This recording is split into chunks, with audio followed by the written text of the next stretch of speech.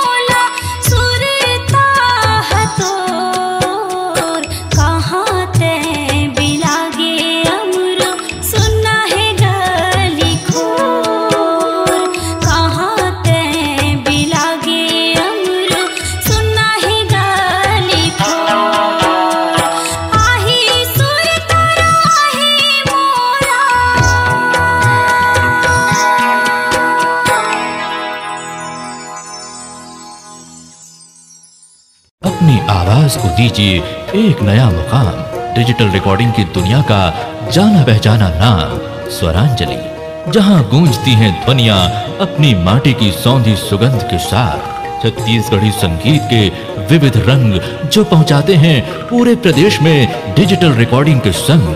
Swaranjali studio, Nemi चंद गली number 2, Ganjpara, Raipur.